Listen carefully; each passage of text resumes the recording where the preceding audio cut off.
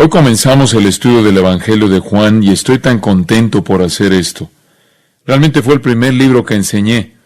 Hice algunas series cuando llegué por primera vez en 1969 antes de hacerlo, e hicimos unos cuantos estudios de libros que realmente se volvieron a hacer a lo largo de los años. Pero este fue el primer libro de cierta extensión que enseñé originalmente allá por 1970, y qué gozo fue en ese entonces. Y el Señor ha usado inclusive los mensajes de esa serie a lo largo de los años para que fuera una bendición para otras personas. Pero realmente estoy muy contento de estar de regreso en el Evangelio de Juan. Quiero mucho al autor, Juan mismo, quien nunca se refiere a sí mismo en su Evangelio. De hecho, ninguno de los 4 Evangelios identifican dentro del Evangelio al autor. La historia de la Iglesia nos dice quién es el autor. Es historia universal regresando a la era apostólica, y entonces sabemos que es Mateo, Marcos, Lucas y Juan. Y mientras que Juan es mencionado 20 veces en los otros evangelios, nunca es mencionado en su evangelio por nombre. No obstante, él escoge referirse a sí mismo de otra manera. Él se llama a sí mismo el discípulo que Jesús amó. Y si tuvieras la opción entre llamarte a ti mismo Juan o llamarte a ti mismo el discípulo a quien Jesús amó, no es una decisión difícil de tomar. Siempre está asombrado e impresionado por el hecho de que era tan amado por Cristo. Él es al que encontramos apoyándose, recostándose, por así decirlo, en el Señor al final de la vida. Él comienza como el hijo del trueno. Él tiene un hermano y un hermano mayor llamado Jacobo o Santiago. Son llamados Boanerges, los hijos del trueno. Ellos querían llamar al fuego del cielo para que consumiera a algunas personas que estaban tratando mal a Jesús, y necesitaban ser templados. Y obviamente a lo largo de los años, Juan fue templado de una manera maravillosa, a tal grado que es conocido en la historia como el apóstol del amor. Y la razón por la que es conocido como el apóstol del amor es porque él hace referencia al amor 80 veces en sus escritos, 80 veces. Entonces, de manera genuina, él debe ser identificado como el apóstol del amor. Y también es una realidad de Juan que él estaba preocupado por la verdad. Él menciona la verdad 25 veces en su evangelio y 20 veces en sus epístolas. Entonces, 45 veces él habla acerca de la verdad, 80 veces él habla del amor. Pero 100 veces en este evangelio usa la palabra creer. Uniendo esto, él quiere que creamos la verdad para que podamos entrar en una relación de amor con el Señor. Realmente esto es amarrar a Juan con el uso de su vocabulario más conocido. Juan tuvo un padre llamado Zebedeo. Ellos tuvieron un negocio de pesca en Galilea. El nombre de su madre es Salomé. Y de acuerdo con Juan 19:25, ella pudo haber sido hermana de María, la madre de nuestro Señor, lo cual haría que él fuera pariente de Jesús. Un pequeño grupo ahí que se conocían entre sí bien, y realmente el matrimonio entre ellos a lo largo de los años pudo haber llevado ese tipo de relación. Y como dije, él comienza siendo una persona muy radical y severa y siendo egoísta. Inclusive vemos a su mamá pidiéndole a Jesús si él y su hermano podían sentarse a la derecha y a la izquierda de Jesús en el reino. Y a lo largo de los años, la obra del Señor en su corazón, el Espíritu Santo continuó trabajando en su corazón, y unos cuantos años con el amado apóstol Pedro, y él se convierte en el apóstol del amor, el apóstol de la verdad y el apóstol de la fe. Y eso es lo que vamos a encontrar conforme lo conocemos en este maravilloso evangelio. El evangelio de Juan en sí mismo es identificado por muchos a lo largo de los siglos como el más santo de los santos, el Santísimo en el Nuevo Testamento. Es el lugar más sagrado al que puedes ir. De hecho, si hay un capítulo más sagrado en la Biblia entera, sería el capítulo 17 de Juan, en donde nuestro Señor Jesús ora al Padre en esa oración íntima intertrinitaria. Realmente no hay algo como ese capítulo en ninguna otra parte de las Escrituras. Ese podría ser considerado el propiciatorio del lugar santísimo. Pero Juan con frecuencia es llamado el lugar santísimo porque en este Evangelio la gloria de nuestro Señor Jesucristo es desplegada de manera plena. Y eso no era accesible a la gente en el antiguo pacto. Esto es el lugar santísimo. Sin embargo, ahora se ha vuelto accesible a nosotros en el nuevo pacto, porque el velo ha sido rasgado, el camino está abierto, entramos con denuedo a la presencia de Dios. Y al entrar al Evangelio de Juan, nosotros, como un sacerdote de la antigüedad en el día de la expiación, tenemos acceso al lugar santísimo para ver la gloria de Cristo. En este Evangelio tenemos comunión de la manera más profunda con el Señor Jesús. Oiremos su corazón palpitando. Tocaremos esas cicatrices causadas por las heridas con Tomás y diremos, mi Señor y mi Dios. Y en algunas maneras el Evangelio de Juan es lo suficientemente simple como para que un niño lo entienda. En otras maneras es sublime como un ángel. Es tanto gentil como un cordero, como valiente como un león, tan profundo como el mar y tan elevado como los cielos. Sin embargo, sus verdades deben y pueden ser contenidas en un corazón humano. Es un relato impresionante.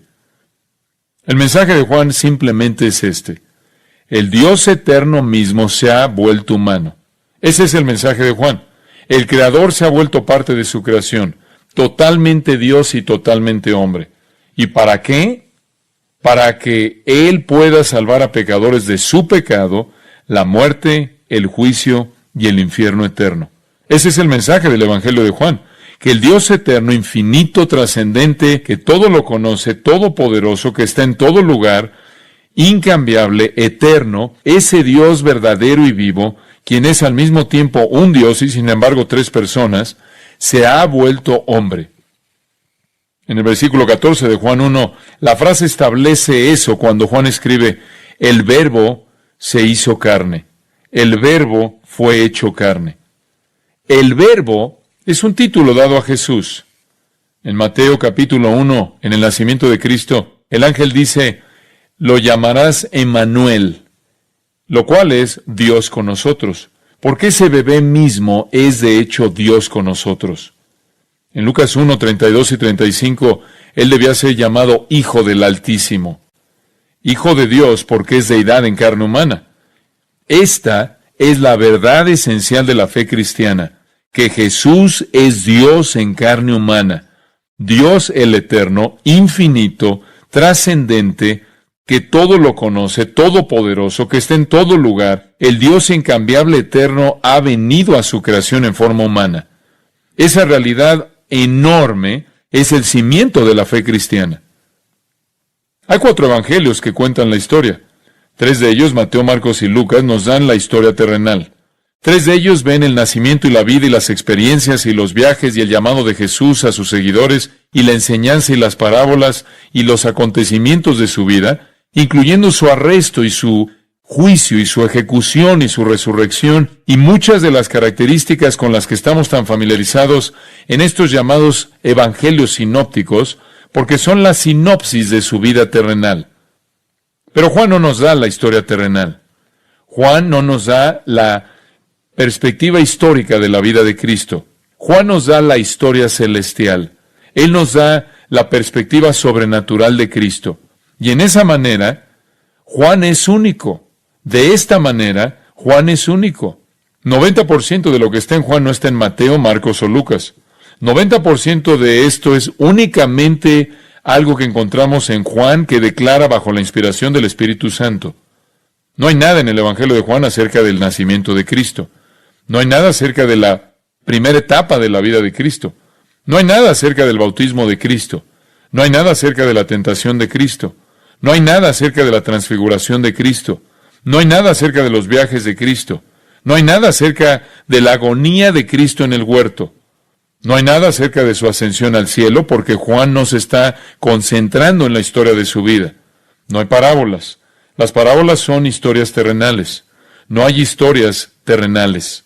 Este es un libro celestial. Este es una mirada celestial al Señor Jesucristo. Este es el evangelio más celestial de todos los evangelios por mucho. El propósito de Juan es convencer al pecador de la persona verdadera de Cristo, la persona verdadera de Cristo, para que creáis, Juan 20:31, que Jesús es el Cristo, el Hijo de Dios, y para que creyendo tengáis salvación en su nombre. Este es un libro de salvación, es un libro evangelístico, y para que tengas salvación, debes creer en el verdadero Cristo. Escríbalo en algún lugar, Juan 20:31. Estas cosas han sido escritas para que creáis. Y esa es una palabra que usa 100 veces. Para que creáis que Jesús es el Cristo, el Hijo de Dios, y para que creyendo tengáis vida eterna en su nombre. Para tener vida eterna, usted debe creer en el verdadero Cristo, no en un Cristo falso, no en una representación errónea de Cristo, no en el Cristo de la intuición humana, la filosofía humana y la religión falsa, sino en el verdadero Cristo. Por lo tanto, Juan nos da este tesoro inmenso, 21 capítulos demostrando en cada párrafo que Jesús es Dios en carne humana, que Él es el Dios verdadero y el hombre verdadero, totalmente Dios y totalmente hombre. Este es el Cristo que es el verdadero Cristo. Este es el Cristo en el que debe creerse para que uno sea salvo. Y Juan apoya ese hecho acerca de la identidad de Cristo al mostrar sus declaraciones divinas, apoyando esas declaraciones al registrar obras divinas, milagros, palabras divinas, títulos divinos y adoración divina. Y Juan presenta todo esto para demostrar que estamos hablando de una persona divina, una persona divina. Y ese es el objetivo de Juan. Juan escribió 3 epístolas y al final del Nuevo Testamento, claro, recibió las glorias del Evangelio de Apocalipsis. Pero aquí en este libro él nos da este gran tratado evangelístico, por así decirlo. Y solo cuando entiende que Cristo es quien es y entiende su persona primero y después su obra, hay alguna posibilidad que usted pueda ser salvo. Debe creer la verdad. Y cuando avancemos a lo largo de esto juntos, vamos a encontrar razones que nos lleven a afirmar lo que ya creemos como cristianos.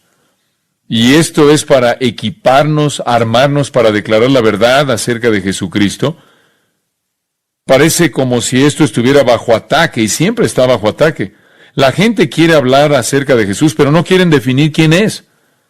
Esta semana vino a la luz cuando Billy Graham se reunió con Mitt Romney en una junta privada. Y el siguiente día la organización de Billy Graham quitó al mormonismo como secta de su página de Internet. Realmente algo inconcebible. Lo puede ver en la página de Internet. Es su proclamación con una declaración, con una afirmación de que no querían meterse en asuntos teológicos que tuvieran tintes políticos. Y entonces le damos honor al falso Cristo del mormonismo y deshonramos al verdadero Cristo. ¿Cómo puede eso ser? La gente toma a la ligera la gloria de Cristo, ¿no es cierto? En las maneras más asombrosas. Qué triste. El mensaje del Antiguo Testamento, como lo vemos en Isaías 52, es que Jesús es Dios.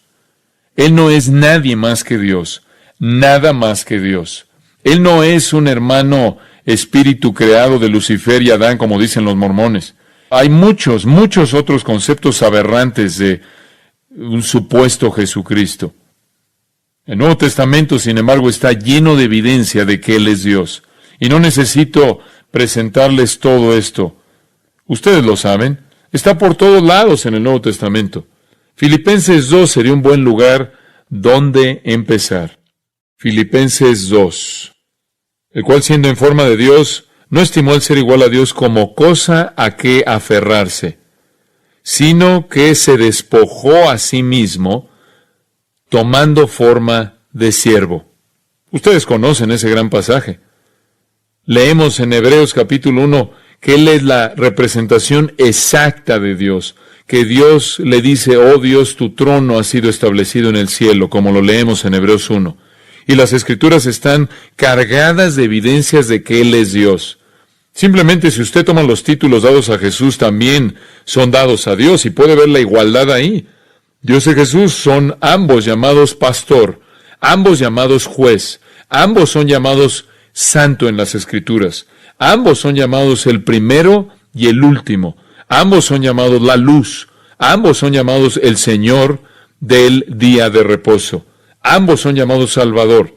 Ambos son llamados el traspasado, en el mismo versículo en Zacarías 12:10. Ambos son llamados Dios fuerte. Ambos son llamados Señor de los ejércitos. Ambos son llamados Alfa y Omega. Ambos son llamados Señor de gloria. Ambos son llamados Redentor. Y puedo continuar. Títulos que son dados a Jesús, que pertenecen solo a Dios. Nuestro Señor Jesús es descrito como el Eterno, omnipresente, omnisciente, omnipotente, inmutable, incambiable, soberano, todo glorioso y eterno. Jesús hizo obras que solo Dios puede hacer. Él creó, Él resucitó a los muertos, Él venció al reino de las tinieblas, Él perdonó el pecado, Él recibió adoración en muchas ocasiones a lo largo de su vida y ministerio. Él declaró que Él tenía el derecho de ser adorado después de su resurrección.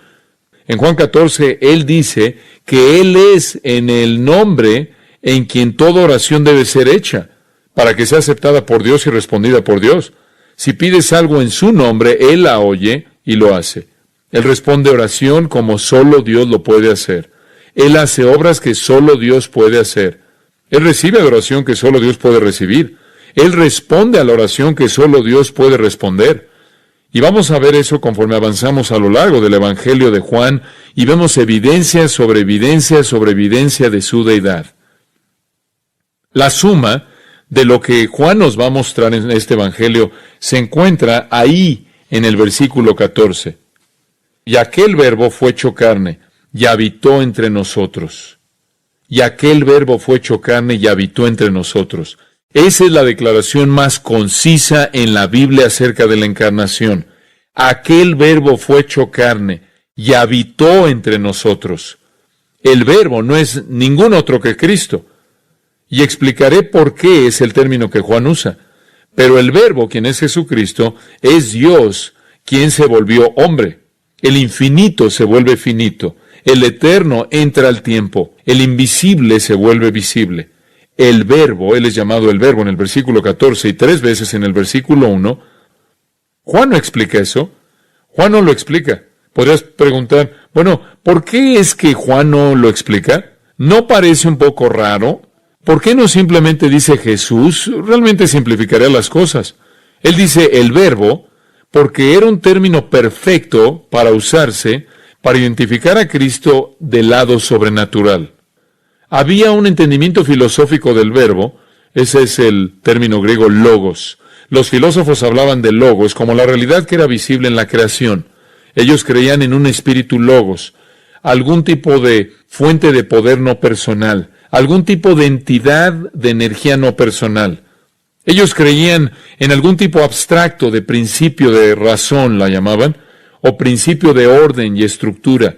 Una especie de fuerza no personal que flotaba en el universo, algún tipo de entidad no personal de sabiduría, porque ellos entendían que no podías tener la creación en la cual ellos vivían sin tener alguna fuente para ella.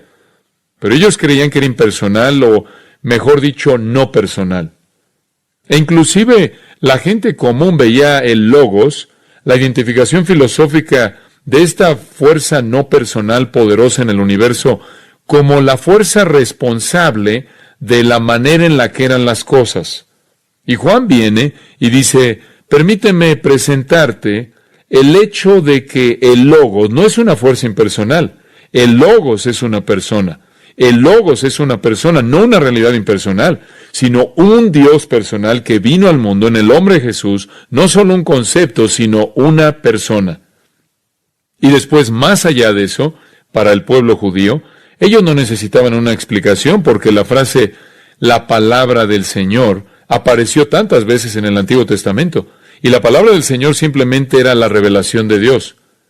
No podía saber nada acerca de Dios si Él no hubiera hablado. Y esa es la razón por la que Hebreos 1 lo expresa de esta manera.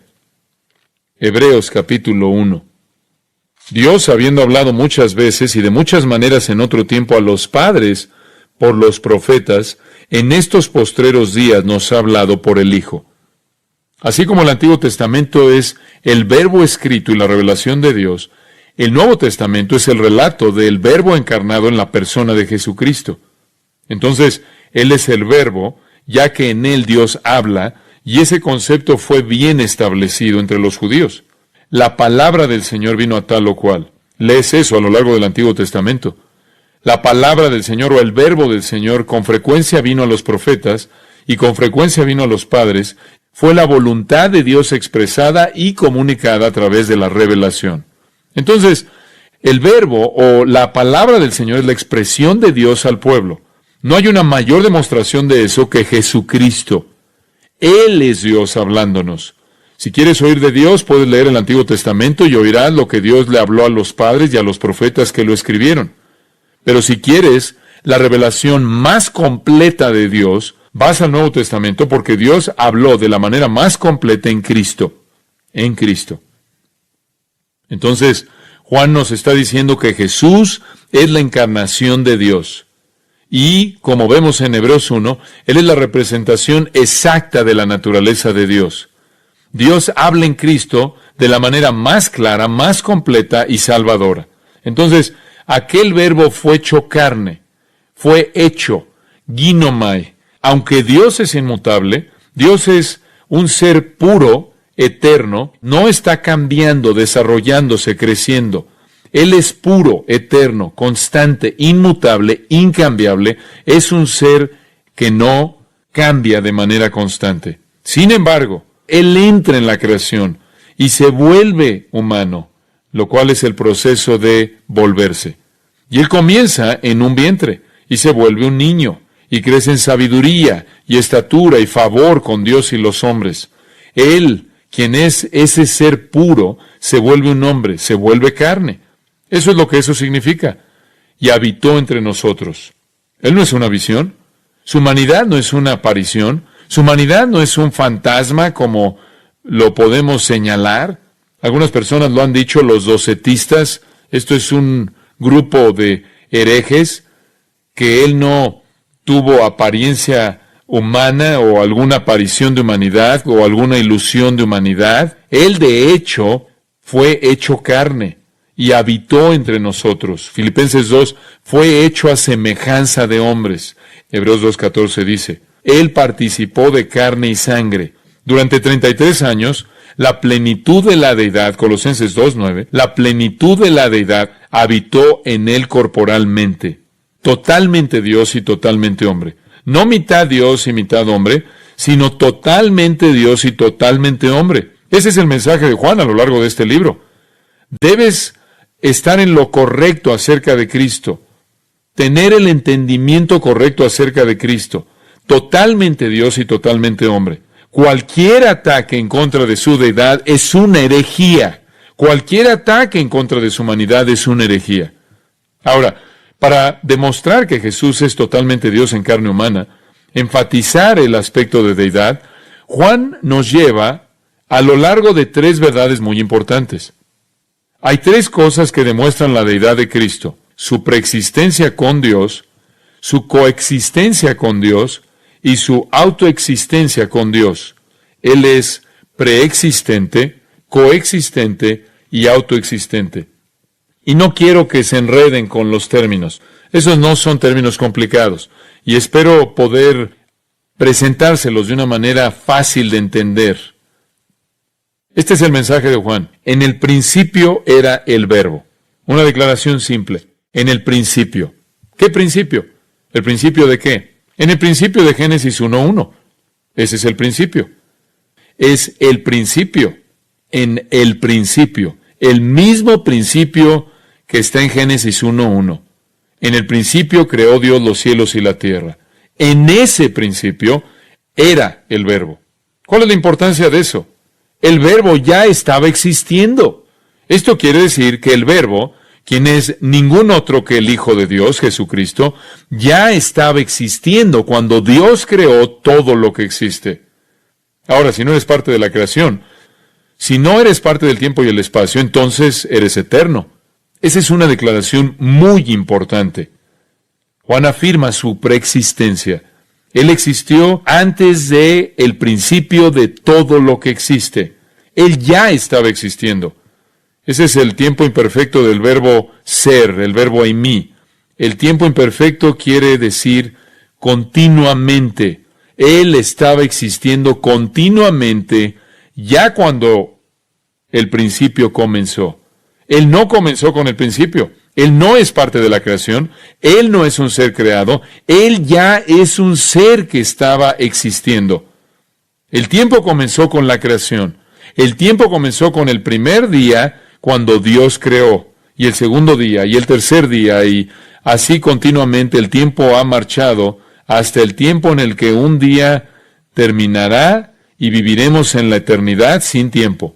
Pero desde que el tiempo comenzó, con el inicio del tiempo, fue el inicio de la creación, este ser, el Verbo, existió antes del tiempo y por lo tanto está afuera del tiempo y por lo tanto es eterno. En el punto en el que todo comenzó, Él ya era, describiendo existencia continua antes de la creación, la preexistencia del eterno, del que es llamado el Verbo. Esto es tan importante y es tan claro. Esta es la razón por la que Jesús, y lo veremos esto a lo largo del Evangelio de Juan, toma un título o usa un título que Dios usa para describir su propia eternalidad. Cuando Moisés quiso saber cuál era el nombre de Dios, Dios le dijo, mi nombre es Yo soy el que soy. Mi nombre es el verbo ser. Mi nombre es ser eterno. Y de manera repetida en el Evangelio de Juan, Jesús dice, yo soy, yo soy, yo soy, el verbo yo soy, el verbo ser. Y él inclusive va a tener la valentía, el atrevimiento de decir a los judíos, antes de que Abraham fuera, yo soy, en Juan 8:58. Yo soy. Él solo habla de sí mismo en el tiempo presente continuo, porque nunca hubo un momento en el que Él no existió. Él siempre habla en el tiempo presente continuo, porque nunca hubo un momento en el que Él no existiera. Esto entonces es también reforzado en el versículo 1. En el principio era el Verbo, y el Verbo era con Dios. El Verbo era con Dios. Eso es repetido en el versículo 2. Este era en el principio con Dios. Es interesante que eso se dice dos veces. El Verbo era con Dios, versículo 1. Y de regreso en el principio con Dios. Lo repite dos veces. En el principio era el Verbo era con Dios. Este era en el principio con Dios. Aquí Juan hace un énfasis para que quede claro quién es Jesús. Ahora escucha esto. Cuando el principio comenzó, Él ya existía. Él existía como Dios. Él está fuera del tiempo. Él existe como el Dios eterno. Pero escucha esto. Él no solo existe como el Dios eterno, y lo dice en el versículo 1, el Verbo era Dios, sino que Él existió eternamente con Dios. Esto es muy, muy importante, porque lo que nos dice no es que solo Él es el Dios eterno. Esto es muy, muy importante, porque lo que eso nos dice no es solo que Él es el Dios eterno, sino que Él es distinto del Dios eterno. Y aquí es en donde entendemos que hay un Dios, sin embargo hay tres personas. Y aquí encontramos a dos de ellas. Él es Dios, el Verbo era Dios, pero el Verbo también era o estaba con Dios. ¿Cómo puede ser Dios y al mismo tiempo con Dios? Solo puede ser explicado de una manera trinitaria. Ser Dios por naturaleza y sin embargo ser una persona distinta, estar con Dios, ser con Dios. Hay una ilustración hermosa de esta relación que bien podría ser la intención del escritor de Proverbios si escuchas el capítulo 8 de Proverbios, en donde hay un registro de la creación desde una perspectiva maravillosa. Proverbios capítulo 8. Este puede ser el testimonio quizás del Hijo de Dios, quien es Dios y sin embargo es con Dios. Proverbios 8, versículo 27. Cuando formaba los cielos, allí estaba yo. Cuando trazaba el círculo sobre la faz del abismo. Cuando afirmaba los cielos arriba. Cuando afirmaba las fuentes del abismo. Cuando ponía al mar su estatuto, para que las aguas no traspasasen su mandamiento. Cuando establecía los fundamentos de la tierra. Con Él estaba yo ordenándolo todo. Y era su delicia de día en día, teniendo solaz delante de Él en todo tiempo. Me regocijo en la parte habitable de su tierra, y mis delicias son con los hijos de los hombres. ¿Podría ser este el testimonio del que es el Verbo que estaba con Dios cuando Dios estaba creando? Sabemos a partir de Génesis 1 que el Espíritu Santo estuvo ahí, moviéndose sobre la faz de las aguas y dando forma a la creación. La Trinidad entera está involucrada en esta obra creadora. Sí, Dios el Padre es el creador, claro. Sí, el Espíritu Santo participa en la creación, por supuesto. El Espíritu Santo es el que se mueve sobre la creación inanimada y le da vida. Pero escucha de nuevo la explicación de cómo trabajaron juntos a partir de Hebreos 1. Hebreos capítulo 1, y simplemente dice esto en el versículo 2. En estos postreros días nos ha hablado por el Hijo, a quien constituyó heredero de todo y por quien así mismo hizo el universo. Dios es el creador, pero el agente de la creación que usa es el Hijo, el Verbo. Entonces lo que tenemos aquí es una distinción muy importante que responde a los sabelianistas, a los modalistas, la gente que dice que Dios es solo uno, como los pentecostales de unidad de los que hemos hablado. Hay alrededor de 25 millones de ellos que creen que no hay Trinidad, pero solo hay un Dios. Y algunas veces Él actúa como el Padre, algunas veces Él actúa como el Hijo y algunas veces Él actúa como el Espíritu. Y no tienen idea de lo que está pasando en el bautismo, cuando tienes al Hijo siendo bautizado y al Padre diciendo, este es mi Hijo amado en quien tengo complacencia, y al Espíritu Santo descendiendo como una paloma. ¿Qué es eso? Claro que hay muchas otras preguntas que no pueden responder, pero no llegaron a su herejía mediante la razón, llegaron ahí mediante revelación demoníaca. Jesús es el agente mediante quien el Padre crea. En el Antiguo Testamento, Dios, por ejemplo, es el Dios, es el juez de toda la tierra. Sin embargo, en el Nuevo Testamento, el agente de juicio claramente es Cristo, porque a Él se le ha encomendado todo juicio. Ahora, entras a la actividad, a la operación interna de la Trinidad. Ahora estás entrando ahí. No es importante para mí entender todo eso, solo hasta el punto que conocemos las Escrituras, lo que nos está diciendo. ¿Podemos hacer eso? Pero el punto que estoy simplemente presentando o explicando es que mientras que Él era Dios, Él también era con Dios como una persona distinta, como una persona distinta. Entonces tenemos su preexistencia. Juan comienza con el hecho de que cuando estás hablando acerca de Jesús, estás hablando de un Dios preexistente eterno, no parte de una creación. Por cierto, en el mormonismo, ellos no solo creen que Jesús es el hermano espíritu creado de Adán y Lucifer, sino que creen que el Dios de la Biblia es creado por otro Dios. Junto a la verdad de preexistencia viene la segunda verdad de coexistencia. Ya establecimos eso simplemente al hacer un comentario acerca de la última frase del versículo 1. El Verbo era Dios. El Verbo era Dios. Si Él preexistió el tiempo y el espacio, si Él preexistió la creación, si Él ya existía antes de que todo lo que fue creado fuera creado, entonces Él no fue creado. Y si Él es no creado, Él tiene que ser Dios. Todos los ángeles fueron creados. Todos los ángeles caídos cayeron de una creación en la cual Dios los hizo santos y se rebelaron y se desviaron y cayeron. Toda persona en el universo es un ser creado excepto el Creador mismo. Esta es una expresión poderosa, por cierto, una expresión muy potente. El Verbo era Dios. 4 palabras. Theos angelogos, literalmente en el griego. Dios era el Verbo. Dios era el Verbo. Una expresión griega poderosa.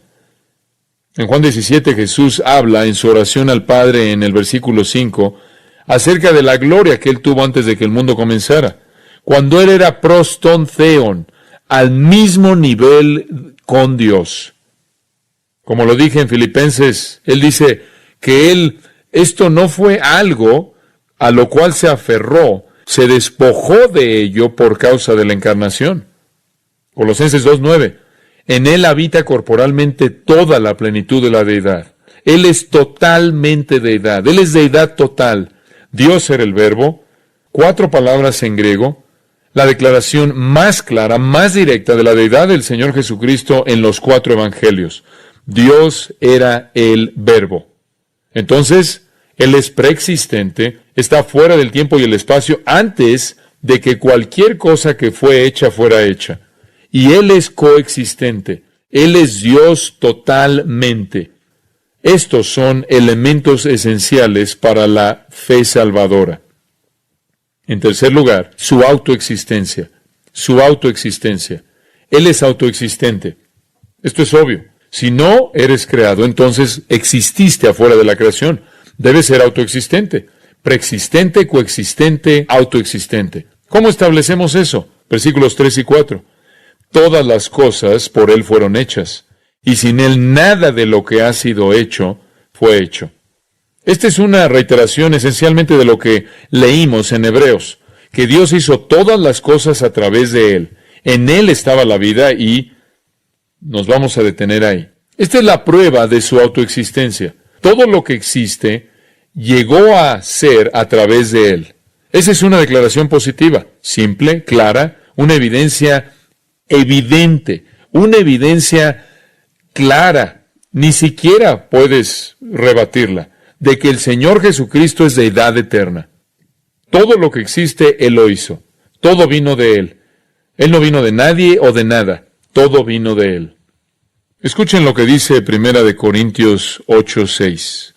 Solo hay un Dios, el Padre, del cual proceden todas las cosas, y nosotros somos para Él. Es lo mismo. Dios es el creador. El Espíritu Santo es un agente en la creación, pero al final Dios hace toda su creación mediante el Verbo, el Señor Jesucristo. Esto no niega a Dios como creador, no niega un papel o una función que el Espíritu Santo tiene al traer el orden a la creación, pero dice que el Hijo de Dios es el agente mediante el cual la creación es llevada a cabo. Sabemos a partir del Antiguo Testamento que Dios es el creador. Puedes leerlo a lo largo de los Salmos. Lea, por ejemplo, el Salmo 102, un maravilloso testimonio de la identidad de Dios como creador. Lee Isaías 40, Isaías 42, Isaías 45.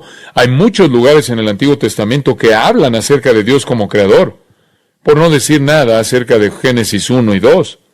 Marcos 13:19 habla de Dios creando. Romanos 1:25 habla de Dios como el creador. A lo largo del Nuevo Testamento se hace referencia a Dios como el creador.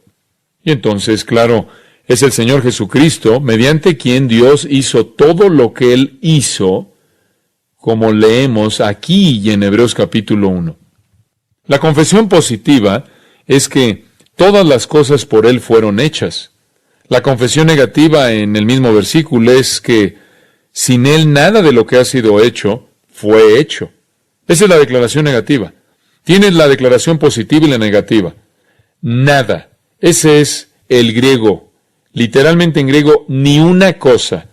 Ni una cosa existe que Él no haya hecho.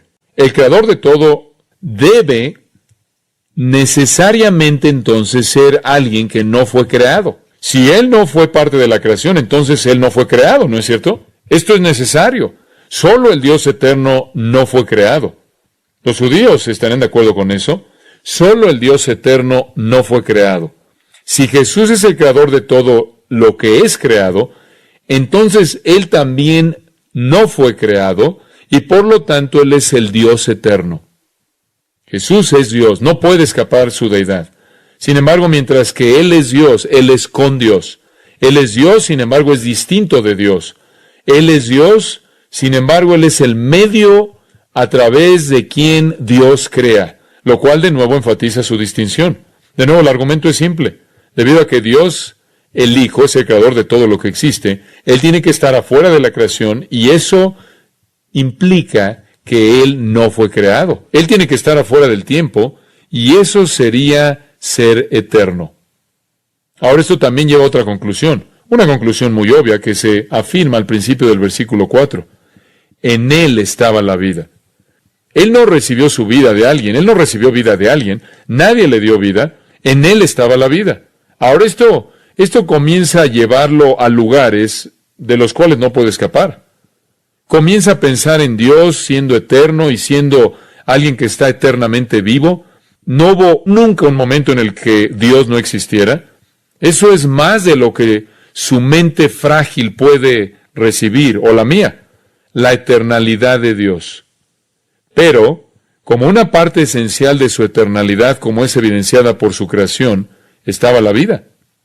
Él estaba vivo y Él es la fuente de la vida. Esa es una declaración tan profunda. En Él estaba la vida.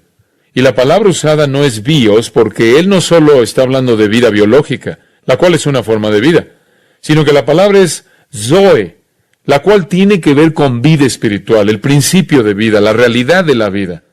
Cuando un pequeño bebé llega al mundo, ese bebé tiene vida biológica y ese es el funcionamiento del cuerpo humano. Pero hay otro tipo de vida que existe en ese bebé que no puede ser cuantificada, no puede ser encontrada y no puede ser ubicada y no puede estar ligada al ADN. Esa es vida espiritual. Esa es vida esencial que no es observable. Y esa es la vida que viene de Dios. Claro, como en sí mismo, los componentes que crean la vida biológica a todo nivel, desde el animal más simple de una célula al ser más complejo, al ser humano, e inclusive un ser más asombroso y complejo, la esfera sobrenatural de seres angelicales, Dios tiene el poder para todo ese tipo de vida, incluyendo y abarcando la realidad de la vida espiritual. Y la vida espiritual dura por siempre. Entonces, en Él está la vida biológica y la vida espiritual, mediante la cual Él puede crear el mundo físico, el cual morirá, y mediante el cual Él crea al ser eterno para que nunca muera. En Él está la vida. Cuando está viendo al Señor Jesucristo, está usted viendo al que en sí mismo es vida. Él dijo eso: yo soy el camino, la verdad y ¿qué? La vida. Él no puede ver a Cristo de ninguna otra manera. Esa es una declaración inmensa, inmensa, una declaración inmensa. En Él estaba la vida. Él es la realidad fundamental de todo lo que existe. Es en Él que vivimos y somos y nos movemos, tenemos nuestra existencia. Todo lo que existe, existe porque tiene vida de Él. En Él estaba la vida. La gente viene con algún tipo de idea acerca de Jesús, diciendo que fue un ser creado. Y aquí es a donde debes llevarlos. Él no es el Jesús de las sectas, Él no es el Jesús de la esfera de la teología de la liberación, Él no es el Jesús del liberalismo, Él es el Jesús quien es totalmente Dios, totalmente hombre, quien es el medio por quien todo existe. Y no solo Él es el medio por quien todo existe, sino que Hebreos 1 dice que por su poder Él sostiene o sustenta todas las cosas. Él no solo dio vida, sino que Él sustenta la vida. Él no solo creó, sino que Él sustenta la creación porque en Él estaba la vida. Y después Juan hace una maravillosa declaración. Y la vida era la luz de los hombres. Y mientras que podrás distinguir entre luz y vida, no lo puedes hacer aquí.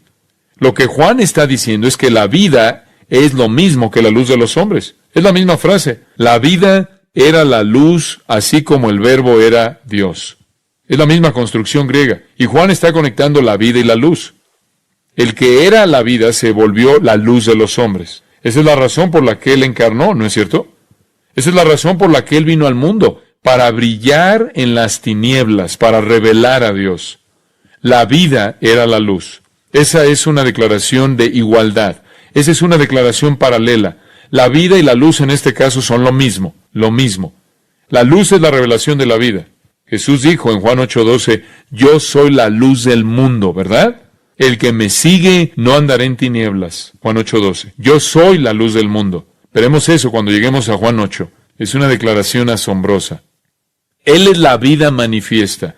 Y la vida manifiesta es llamada luz. La metáfora de luz en contra de las tinieblas o lo caído. Jesús es la fuente de vida eterna. Él es la vida divina eterna, manifiesta en el mundo como luz brillando en las tinieblas, en la oscuridad. Es impresionante. Y la luz, el versículo 5 dice, la luz en las tinieblas resplandece. El versículo 9 dice, aquella luz verdadera que alumbra a todo hombre venía a este mundo.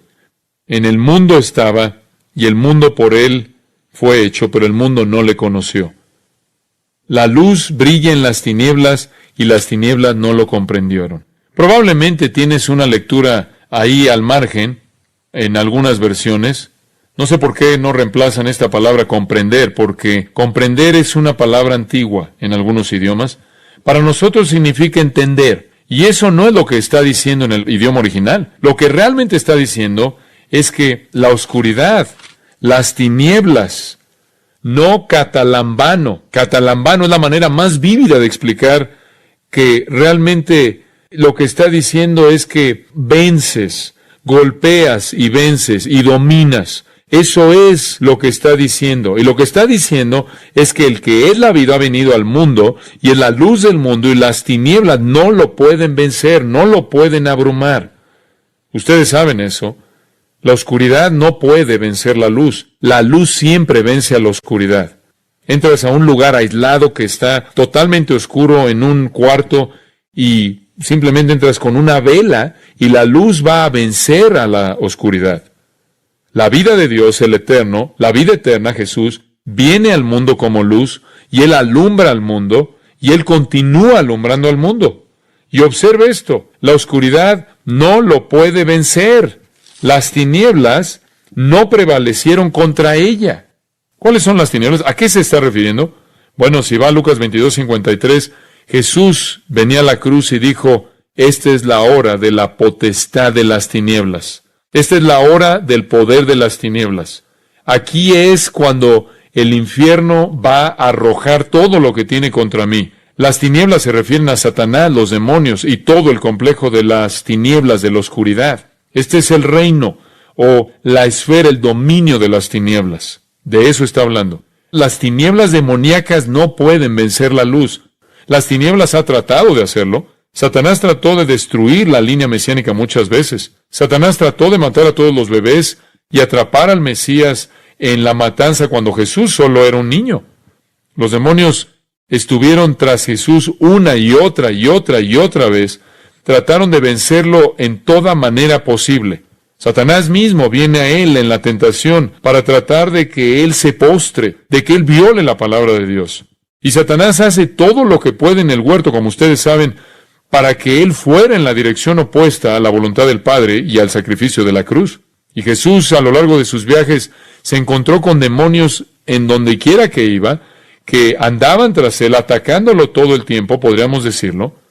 Y debido a que la promesa de Dios de traer un Redentor, o más bien, desde la promesa de Dios de que iba a traer un Redentor, Satanás ha hecho lo que él ha podido por extinguir la luz que ahora ha venido en Cristo.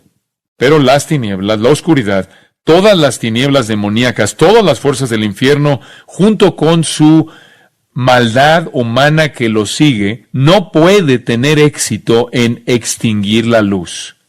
La luz brilla, la luz todavía brilla. Esta apertura del Evangelio de Juan es una declaración tan potente de la persona de Cristo y su impacto en el mundo. Las tinieblas demoníacas no pueden extinguir la luz, y la luz está brillando en el mundo. Está brillando en el mundo y ha estado brillando en el mundo durante mucho, mucho tiempo. Ha estado disponible a cualquiera que escuche, a cualquiera que oiga. Ustedes saben, en Romanos capítulo 10 se nos recuerda del hecho que Dios le dice a Israel, todo el día he estirado mis manos a un pueblo desobediente y obstinado. Todo el día he estirado mis manos a un pueblo desobediente. Deberían haber oído y creído. Versículo 18 nos dice en Romanos 10, seguro nunca han oído, ¿verdad? Claro que sí. Su voz ha salido por toda la tierra y sus palabras hasta los fines del mundo. El mensaje de la luz ha salido a Israel hasta los fines de la tierra. Las tinieblas no pueden extinguir el mensaje, pero deben creerlo. La fe viene por el oír acerca de Cristo y creer. Un último versículo, Juan 8:24. Jesús dijo esto, por eso os dije que moriréis en vuestros pecados, porque si no creéis que yo soy, en vuestros pecados moriréis. No debes morir en tus pecados, querido amigo que me escuchas. No debes morir en tus pecados e ir al infierno eterno. Pero en vuestros pecados moriréis, a menos de que creáis que yo soy el que es descrito aquí en estos primeros 5 versículos de apertura y probado en el resto de este impresionante evangelio. ¿Cree usted que Jesús es Dios en carne humana? Ese es el cimiento de la fe salvadora. Si usted no cree eso, en sus pecados morirá, sin ser perdonado, y enfrentará el castigo total de esos pecados. Confíe en Él y su sacrificio a favor de usted, y sus pecados serán perdonados. El versículo 12 dice, mas a todos los que le recibieron, a los que creen en su nombre, les dio el derecho, la potestad de ser llamados hijos de Dios. Si usted cree en su nombre significa quién es Él en realidad. Padre, te damos gracias de nuevo en esta mañana porque hemos podido reunirnos para adorarte a ti, oh Cristo, y a ti, Padre, y a ti, Espíritu Santo.